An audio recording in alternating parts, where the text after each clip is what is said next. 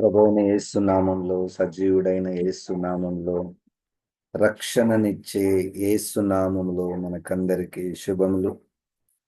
దేవుని యొక్క కృప, తన కుమారుడైన యేసు క్రీస్తు యొక్క కనికరము, పరిశుద్ధాత్మ దేవుని యొక్క నడిపింపు, ఆదరణ మనందరికీ సమృద్ధిగా కలుగునుగాక.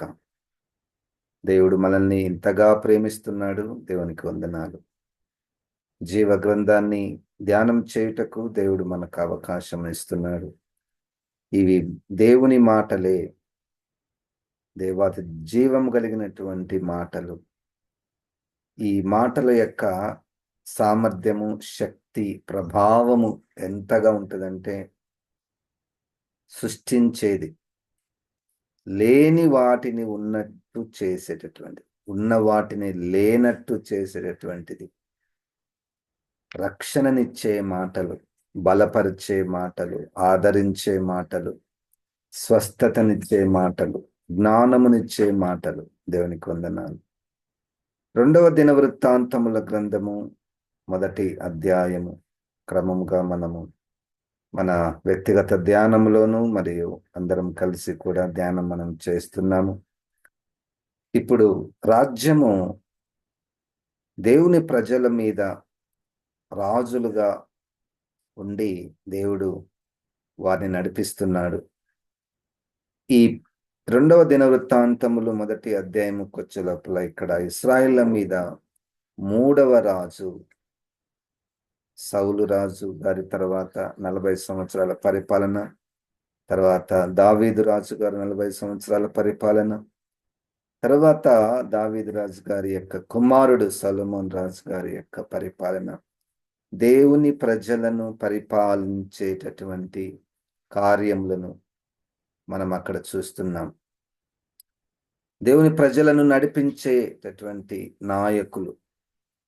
ప్రస్తుతము సంఘము.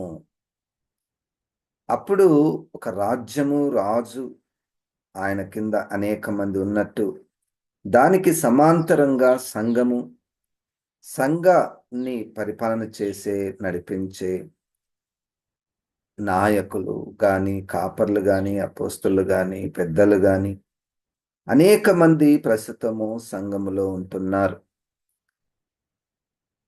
2వ దినవృత్తాంతముల గ్రంథము 1వ అధ్యాయం 1వ వచనంలో, దావీదు కుమారుడైన సొలొమోను తన రాజ్యమందు స్థిరపరచబడగా అతని దేవుడైన యెహోవా అతనితో కూడా ఉండి అతనిని బహు ఘనుడైన రాజునుగా చేసెను. తన ప్రజలను పరిపాలించేటటువంటి రాజుకు దేవుడు తోడుగా ఉన్నాడు. బహుగనుడుగా ఆయనను చేసినట్టు మనం చూస్తున్నాం. నిజంగానే సొలొమోను రాజు పుట్టినది మొదలుకొని చాలా, అంటే తన మంచి కుటుంబంలో, తండ్రి దావీదుగా ఉన్నటువంటి కుటుంబంలో, ఏ కొదువ లేనటువంటి కుటుంబంలో ఆయన పెరిగినట్టు మనం చూస్తున్నాము. కనుక దేవుడు కూడా తనతో ఉండినట్టు, తనను ఘనముగా ఎంచినట్టు, బలముగా ఉన్నట్టు, స్థిరమైనటువంటి రాజుగా దేవుడే చేసెను. దేవునికి వందనాలు, స్తోత్రం, హల్లెలూయా. ఈ స్థితికి కారణము దావీదు రాజు. ఎందుకంటే దావీదు రాజు గారి యొక్క జీవితము, దావీదు రాజు గారి యొక్క ప్రార్థన, దావీదు రాజు గారికి దేవుడు చేసినటువంటి వాగ్దానము, నీ సంతానము, నీ గోత్రము నుండి ఆ రాజ్యాధికారము స్థిరపరచబడును, నీ కుమారుని నేను దీవిస్తాను, నీ ఇంటిని నేను దీవిస్తాను అన్నటువంటి దేవుని యొక్క వాగ్దానము కొరకు తన కుమారుడైనటువంటి సొలొమోన్ రాజును ఈ విధంగా ఘనపరిచినట్టు మనం చూస్తున్నాం. అయితే ఇక్కడ జరిగినటువంటి సంఘటన ఏంటంటే, మంచి స్థితిలో ఉన్నాడు. ఇప్పుడు మంచి స్థితిలో ఉన్నప్పుడు సడన్ గా ఆయనకు ఒక ఆలోచన వచ్చింది. ఏంటి అంటే, మన రాజ్యంలో ఉన్నటువంటి అందరూ అఫీషియల్స్, జడ్జెస్, తర్వాత వచనంలో మనం చూస్తాం చూడండి, 3వ వచనంలో, సొలొమోను సహస్రాధిపతులకును శతాధిపతులకును న్యాయాధిపతులకును ఇశ్రాయేలు పితరుల ఇండ్లకు పెద్దలైన వారికి అందరికీ అనగా ఇశ్రాయేలందరికీ ఆజ్ఞ ఇయ్యగా సమాజకులందరూ సొలొమోనుతో కూడా కలిసి గిబియోను నందుండు బలిపీఠమునొద్దకు పోయిరి. ఒక ఒక ప్రొసెషన్ అందరూ కలిసి ఒక సమయమున ఇప్పుడు ప్రస్తుతం యెరూషలేములో ఉన్నారు. యెరూషలేముల నుండి గిబియోనుకు దాదాపుగా 14 కిలోమీటర్లు. 14 కిలోమీటర్లు వారు ప్రయాణం చేస్తున్నారు. ఎందుకు అంటే గిబియోనులో ప్రత్యక్ష గుడారం ఉన్నది మరియు బలిపీఠము ఉన్నది. యెరూషలేములో దావీదు రాజు తెచ్చినటువంటి మందసము మాత్రమే ఉన్నది. కానీ గిబియోనులో ప్రత్యక్ష గుడారం ఉన్నది. మరి ముఖ్యంగా ఇత్తడి బలిపీఠం ఉన్నది. ఇన్ని వేల మంది తర్వాత వచనాల్లో మనం చూస్తాం. భూమి మీద ఉన్నటువంటి దుమ్ము వలె అంతమంది ఇశ్రాయేలును అంత జనము అత్యధికంగా జనమున్నారు. కొన్ని వేల మంది గిబియోనుకు ప్రయాణమయ్యారు. కారణం ఏంటంటే ఇత్తడి బలిపీఠము దగ్గర విచారణ చేయుటకు. To consult the lord at the bronze altar. చూడండి,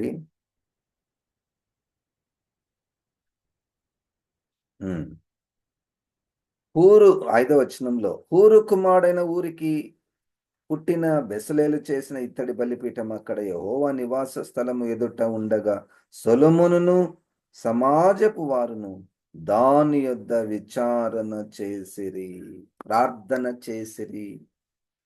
దాని యొద్ద విచారణ చేసిరి. విచారణ చేయుటకు ప్రభువును దర్శించుట. ఇప్పుడు ఏం అవసరం ఉంది? రాజ్యంలో ఏం అవసరం ఉంది? ధనం ఉన్నది, గుడి ఉన్నది, అంత సమకూర్చబడినది. ఇంకా గుడి లేదులేండి, తర్వాత వచనాలు మనం చూస్తాం. అంత సమకూర్చబడినది అయినప్పటికీ ఆయన దేవుని దగ్గర విచారణ చేయడానికి సొలొమోను గారు మరియు ఆ పెద్దలు, ఆ సహస్రాధిపతులు, ఆ శతాధిపతులు వాళ్ళందరూ కూడా వెళ్ళినట్టు మనం చూస్తున్నాం. దేవునికి స్తోత్రం. సంఘము కట్టబడడానికి ప్రార్థన, దేవునిని ఆశ్రయించుట, దేవుని దగ్గర విచారించుట అది ఎంతో ముఖ్యము. దేవునికి స్తోత్రం. హల్లెలూయా. అది సంఘంలో జరుగుతున్నటువంటి ప్రార్థనలను బట్టి, సంఘ ప్రార్థనను బట్టి దేవునికి వందనాలు. సంఘానికి దేవుడు ఆ మత్తయి సువార్తలో 16వ అధ్యాయములో ఒక గొప్ప శక్తినిచ్చాడు. అది మనము మత్తయి సువార్తలో 16వ అధ్యాయంలో 18వ వచనము. మరియు నీవు పేతురువు, ఈ బండ మీద నా సంఘమును కట్టుదును, పాతాళలోక ద్వారములు దాని ఎదుట నిలవ నేరవని నేను నీతో చెప్పుచున్నాను. పరలోక రాజ్యం యొక్క తాళపు చెవులు నీకిచ్చెదను. నీవు భూలోకమందు దేని బంధించుదువో అది పరలోకమందును బంధింపబడును, భూలోకమందు దేని విప్పుదువో అది పరలోకమందును విప్పబడునని అతనితో చెప్పాను. ఇప్పుడు సంఘము దేవుని దగ్గర విచారణ చేయుట, బంధించుటకును విప్పుటకును సంఘమంతా కూడా కూడుకొని దేవుని దగ్గర విచారణ చేయుట అది మనకు దేవుడిచ్చినటువంటి ఆజ్ఞగా మనము భావించాలి. 2వ దినవృత్తాంతములు మొదటి అధ్యాయములో అయితే వాళ్ళు విచారణ చేసిరి. అప్పుడు చూడండి, సొలొమోను రాజు 6వ వచనంలో సమాజపు గుడారం ముందర యెహోవా సన్నిధి నుండి ఇత్తడి బలిపీఠం వద్దకు సొలొమోను పోయి దాని మీద 1000 దహన బలులను అర్పించెను. ఏం చేయాలి? ప్రార్థన చేసే పద్ధతి అక్కడ మనకు 2 విధాలుగా కనపడుతున్నది. ఒకటి ప్రార్థన చేయుట, తర్వాత దహన బలులను దహన బలులు అంటే కృతజ్ఞతగా. అసలు దహన బలులు ఎందుకు ఎందుకు ఒక జంతువుని దహిస్తారు సంపూర్ణంగా అంటే అది కృతజ్ఞత అర్పణ. దేవునికి దేవునికి థ్యాంక్స్ గివింగ్. ఎట్లా థ్యాంక్స్ చెప్పాలి అంటే అర్పించుట ద్వారా. ఇది మొదటి పాఠం ఈరోజు. నేను అనేక విధాలుగా మనకు కృతజ్ఞతలు చెప్పే పద్ధతులు ఉన్నాయి, అవన్నీ మంచివే. కానీ ఇది అయితే ఇంకా బాగుంటుంది. ఎవరైనా నాకు ఏదైనా ఇస్తే థ్యాంక్స్ చెప్తాను. దేవుడు నా రాజ్యాన్ని స్థిరపరిచినందుకు, నన్ను ఘనపరిచినందుకు థ్యాంక్ యూ జీసస్ అని నోటితో చెప్పచ్చు, పాటల ద్వారా కృతజ్ఞతలు చెల్లించవచ్చు, లేదా కొంతమందిని పిలిచి భోజనాలు పెట్టించవచ్చు. ఇవన్నీ తప్పేం కాదు. మానవ రీత్యా మనం అవన్నీ చేయగలము, చేస్తున్నాము. అయితే ఈరోజు బలిని అర్పించి కృతజ్ఞతలను చెల్లించుట అంటే రోమాపత్రిక 12వ అధ్యాయము మొదటి వచనాల ప్రకారము మన శరీరములను సజీవ యాగముగా అర్పించుట అది ఉత్తమమైనది, అది పరిశుద్ధమైనది, అది దేవునికి ఇష్టమైనటువంటి బలులు. 51వ కీర్తనలో విరిగి నలిగిన హృదయము దేవునికి ఇష్టమైనటువంటి బలి. మనల్ని మనము సాక్రిఫైస్ చేసుకుని దేవునికి కృతజ్ఞతలు చెల్లించుట.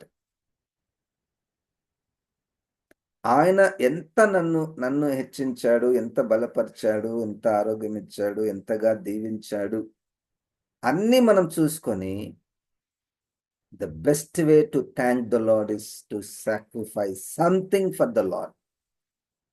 దేవునికి ఒక దాన్ని అర్పించి, అది మళ్ళా తీసుకోవడానికి రాదు. బలి దహన బలి అంటే ఇక దేవునికి అది అర్పించిన తర్వాత అది సంపూర్ణంగా బలిపీఠం మీద కాల్చబడుతుంది, మరలా దాన్ని తీసుకోనికి రాదు. అది ఇంకా దేవునికి. This is for the lord.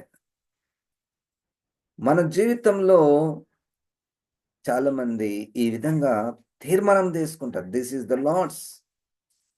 అది కానుకలు గాని, అది తలాంతులు గాని, అది శక్తి సామర్థ్యములను గాని, ఇది దేవునికి, ఈ సమయాన్ని నేను దేవునికి ఇస్తాను, అది సాక్రిఫైస్.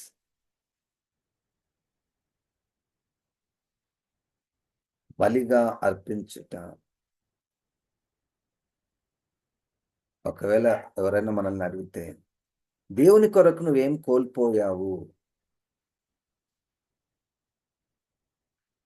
ఇక పౌలు గారు విషయానికి వస్తే ఏవేవి లాభకరమైనటువంటివో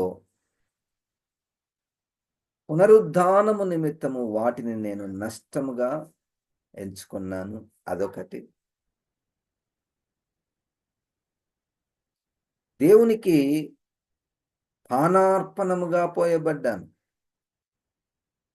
పానార్పణం అంటే ఒక ద్రవ పదార్థాన్ని మనం ఎక్కడైనా భూమి మీద పోస్తే ఇక మళ్ళా అది తీసుకోవడానికి రాదు.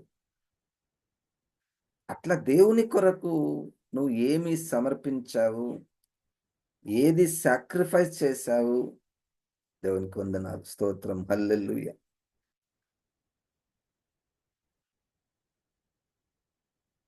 మా పరిచర్య, నేను రక్షించబడినటువంటి కొత్త దినములలో దాదాపుగా 25 సంవత్సరాల క్రిందట, అప్పుడు మేము సండే స్కూల్ పోయేవాళ్ళం గ్రామాల. ప్రతి ఆదివారం ఉదయంలోనే మా పాస్టర్ గారు ఒక 10-15 మందిని ఈ స్కూటర్స్ మీద సండే స్కూల్కు పంపేవాడు. ఒక్కొక్క గ్రామానికి ఇద్దరిద్దరు. అయితే అప్పుడు వెహికల్స్ మా దగ్గర ఉండేవి కాదు. అప్పుడు ఆ సంఘంలో ఎవరెవరి దగ్గర వెహికల్స్ ఉన్నాయో వాళ్ళు వెహికల్స్ ఇచ్చేవారు. సండే స్కూల్ పోయేటటువంటి వారికి వాళ్ళు నడుచుకుంటూ రావాలి చర్చ్‌కి. చూడండి. నా బండి, నా వాహనమును పరిచర్యకిచ్చి నేను నడుచుకుంటూ చర్చికి పోవాలి. ఇది 25 సంవత్సరాల క్రిందట. అంటే దేవుని కొరకు చిన్న సాక్రిఫైస్. దేవుని కొరకు చిన్న త్యాగం. నేను నడుచుకుంటూ పోయి నా వాహనాన్ని పరిచర్యకు ఇచ్చుట. అదే చేయమనేటువంటిది నా ఉద్దేశ్యం కాదు. ఏంది? ఇంకా ఏ రూపంలో నేను సాక్రిఫైస్ చేస్తున్నాను? ఎంత బావుండేదది అసలు. వాళ్ళే పెట్రోల్ పోయించి, వాళ్ళే వాళ్ళ వాహనాలు ఇచ్చి పరిచర్యకు వారిచ్చేటటువంటి వారు. దేవునికి స్తోత్రం. హల్లెలూయా. సాక్రిఫైస్. సాక్రిఫైస్. నా దగ్గర ఉన్నటువంటివి ప్రభువు కొరకు సమర్పించి దేవునికి కృతజ్ఞతలను చెల్లించుట. దానికి ప్రతిస్పందనగా చూడండి, 2వ దినవృత్తాంతముల గ్రంథం ఎప్పుడైతే ఆయన దేవుని సన్నిధి నుండి విచారణ చేసి ఆయన దహన బలులను అర్పించాడో, ఆ రాత్రి యందు దేవుడు సొలొమోనునకు ప్రత్యక్షమై, నేను నీకు ఏమి ఇయ్యగోరుదునో దానిని అడుగుమని సెలవీయగా, what follows sacrifice is God's response, God's appearance. ఇంత త్యాగం చేశాను కదా, అయితే నాకేం లాభం? ఇంతగా నేను దేవుని కొరకు ఇచ్చాను కదా, నాకేంటి లాభం అంటే, దేవుడు ప్రత్యక్షమై మనతో మాట్లాడుట. దేవునికి స్తోత్రం. హల్లెలూయా. సొలొమోను దేవునితో ఇలాగ మనవి చేశాను. 7వ వచనంలో, ఆ రాత్రి దేవుడు సొలొమోనుకు ప్రత్యక్షమై, నేను నీకు ఏమి ఇయ్యగోరుదునో దాన్ని అడుగుమని సెలవీయగా. What do you want? దేవుడే అడిగితే దేవుడే అడిగితే సొలొమోను సొలొమోను దేవునితో ఇలాగ మనవి చేశాను. నీవు నా తండ్రి అయిన దావీదు ఎడల బహుగా కృప చూపి అతని స్థానమందు నన్ను రాజుగా నియమించి ఉన్నావు గనుక, దేవా యెహోవా, నీవు నా తండ్రి అయిన దావీదునకు చేసిన వాగ్దానమును స్థిరపరచుము. నేల ధూళి ఎంత విస్తార జనముల మీద నీవు నన్ను రాజుగా నియమించున్నావు. ఈ నీ గొప్ప జనమునకు న్యాయము తీర్చ శక్తి గలవాడెవడు? నేను ఈ జనుల మధ్యను ఉండి కార్యములను చక్కపెట్టునట్లు తగిన జ్ఞానమును తెలివిని నాకు దయచేయను. అందుకు దేవుడు సొలొమోనుతో ఇలాగ సెలవిచ్చును. నీవు ఈ ప్రకారం యోచించుకొని ఐశ్వర్యమునైనను, సొమ్మునైనను, ఘనతనైనను, నీ శత్రువుల ప్రాణమునైనను, దీర్ఘాయువునైనను అడుగక, నేను నిన్ను వారి మీద రాజుగా నియమించిన నా జనులకు న్యాయము తీర్చుటకు తగిన జ్ఞానమును తెలివిని అడిగి ఉన్నావు. మెచ్చుకుంటున్నాడు ఈ ప్రార్థనను. నేనైతే చాలాసార్లు ప్రభువా, నాకు కొంచెం డబ్బు ఎక్కువ ఇచ్చింటే బాగుంటుండే, ఐశ్వర్యం, సొమ్ము ఇతరులతో పోలిస్తే నాకు చాలా తక్కువగా ఉంది, సడన్ గా నాకు డబ్బు అని మనసులో ప్రార్థన కూడా ఎన్నోసార్లు నేను చేశాను. డబ్బు కొరకు ప్రార్థన, ఘనత కొరకు ప్రార్థన, నన్ను ఎన్నుకొని ఉంటే, నన్ను పిలిచి ఉంటే, దీర్ఘాయువు, నేను 100 సంవత్సరాలు బ్రతకాలి ప్రభువా, ఇంకా ఎక్కువ కాలం బ్రతకాలి అని. అది సర్వసాధారణంగా, సహజంగా ప్రతి సమయము దేవ నాకు ఆరోగ్యం దయచేయి, ఆరోగ్యం దయచేయి, ఆరోగ్యం దయచేయి, ఐశ్వర్యం దయచేయి, ఘనత దయచేయి. ఇది సాధారణంగా మన నోటి నుంచి వచ్చేటటువంటి ప్రార్థనలు. అయితే జ్ఞానము, తెలివి, జ్ఞానము, అది ఎందుకంటే నాకు నచ్చినటువంటి పదము, ఇతరుల కొరకు. హల్లెలూయా. నీ జనమునకు న్యాయము తీర్చ శక్తి గలవాడెవడు? మామూలు ఇంతమంది జనములు ఉన్నారు. వారికి న్యాయము తీర్చుటకు, పరిపాలించుటకు నాకు తెలివిని, జ్ఞానమును దయచేయుము. ఒక రాజ్యాన్ని పరిపాలించే రాజు అడిగినటువంటి మనవి, ప్రస్తుతము సంఘాన్ని నడిపించే, సంఘాన్ని కట్టే, సంఘాన్ని పరిపాలించే, సంఘములో పరిచర్య చేసే స్త్రీలైనా, పురుషులైనా, యవ్వనస్తులైనా సంఘము కొరకు జ్ఞానము కావాలి. బలముంది. ఎంత బలముంది, ఎంత ధనముంది, సంఘంలో ఎంత ధనముంది. సొలొమోన్ రాజు దగ్గర విస్తారమైనటువంటి ధనము. ధనముతో రాజ్యము కట్టబడదు. బలము సహస్రాధిపతులు, శతాధిపతులు, న్యాయాధిపతులు, ధూళి అంత, భూమి మీద ఉన్నటువంటి ధూళి అంత విస్తారమైనటువంటి జనము. అయితే దానివల్ల రాజ్యము కట్టబడదు.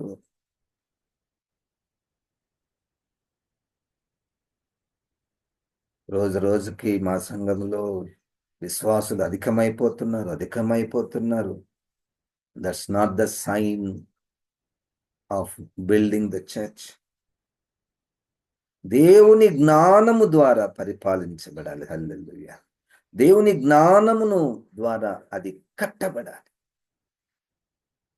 ఆ జ్ఞానము యేసు క్రీస్తే. హల్లెలూయా.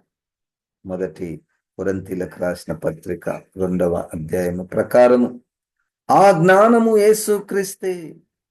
యేసు క్రీస్తు ద్వారా సంఘము కట్టబడాలి. యేసు క్రీస్తుని కలిగి పరిపాలించాలి. యేసు క్రీస్తుని కలిగి సంఘాన్ని కట్టాలి. దాని కొరకు మనము దేవుని దగ్గర అడగాలి. అది ఎట్లుంటది? తెలివి జ్ఞానము. ఆ తెలివి జ్ఞానము ఎట్లుంటదంటే, యాకోబు పత్రిక 3వ అధ్యాయము 17వ వచనము, ప్రభువా నాకు ఈ జ్ఞానము కావాలి ప్రభువా. చూడండి, అయితే పైనుండి వచ్చు జ్ఞానము మొట్టమొదట పవిత్రమైనది, తరువాత సమాధానకరమైనది, మృదువైనది, సులభముగా లోబడినది, కనికరముతోను మంచి ఫలములతోను నిండుకొనినది, పక్షపాతమైనను వేషధారణయైనను లేనిదినై ఉన్నది. నీతి ఫలము సమాధానము చేయువారికి సమాధానమందు విత్తబడును. ఇది జ్ఞానం. మామూలుగా మనము స్కూళ్ళలో, కాలేజీలలో చదువుకుంటే జ్ఞానం వస్తుంది కదండి. ఆ జ్ఞానం కాదు. ఆ జ్ఞానం తప్పు కాదు. మనము బయట మన ఉద్యోగాల నిమిత్తము, చదువుల నిమిత్తము ఎంతో చదువుతారు. సంఘాన్ని కట్టడానికి ఆ జ్ఞానం పనికిరాదు. ఇది అక్కడ గుర్తుపెట్టుకోవాలి. చాలా మంది సంఘంలో ఎవరుంటే బాగుంటుందంటే, బాగా చదువుకున్న వాళ్ళు ఉంటే నాయకత్వం బాగుంటుందని అనుకుంటారు, కానీ వాక్యం ఆ విధంగా చెప్పదు.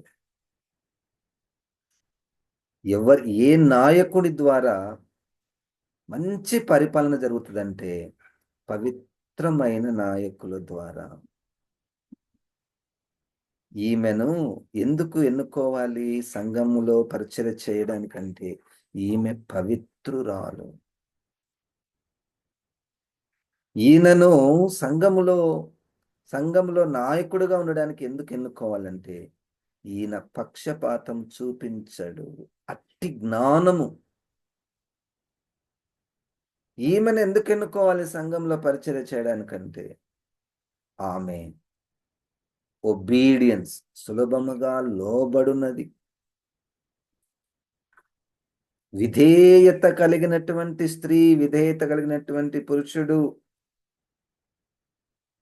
వేషధారణ లేనటువంటి వారు. అంటే అందరికీ వాళ్ళ జీవితము ట్రాన్స్పరెంట్గా ఉంటుంది. వాళ్ళ ద్వారా సంఘము కట్టబడుతుంది. ఆ జ్ఞానము కొరకు మనము ప్రార్థన చేయాలి. ప్రార్థన చేయాలి. మన నాయకుల కొరకు, ప్రభువా మా నాయకులకు ఈ జ్ఞానమును దయచేయము, సమాధానకరమైన జీవితము, మృదువైనటువంటి జీవితము మాకు దయచేయము. సొలొమోను రాజు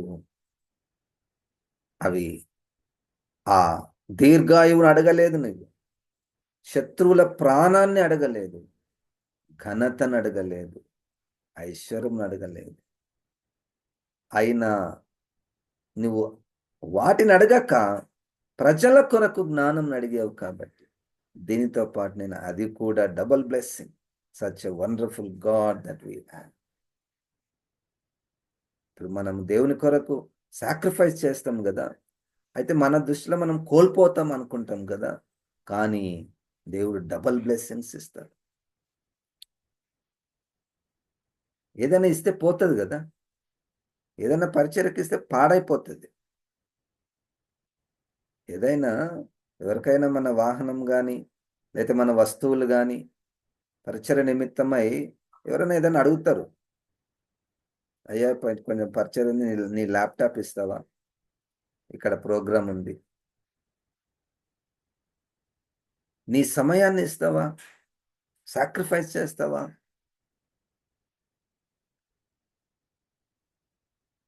ఇదిగో ఫలానా వ్యక్తి ఈ సమయంలో అవసరం, కానీ నీకు అదే సమయంలో ఇంకొక పని ఉంటుంది, కానీ దేవుని కొరకు నువ్వు సాక్రిఫైస్ చేస్తావా? దేవుడు నేరుగా వచ్చి నన్ను అడిగితే నువ్వు నా కొరకు ఏమి త్యాగం చేసావు, ఇచ్చావు కాదు, నాకు ఇచ్చేటువంటివి చాలా చెప్పగలను నేను. త్యాగము వేరే, ఇచ్చుట వేరే, త్యాగపూర్వకంగా ఇచ్చుట వేరే.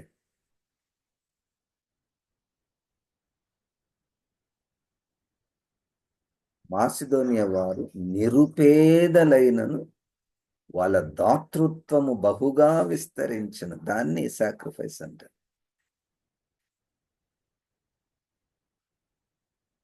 అయ్యను పరిశుద్ధాత్మ దేవుడు చూడండి, సంఘం కట్టబడాలి, అది రెండవ దినవృత్తాంతంలో 1వ అధ్యాయంలో ఎయిమ్ ఏంటంటే సంఘం కట్టబడాలి, దేవుని రాజ్యము పరిపాలించబడాలి.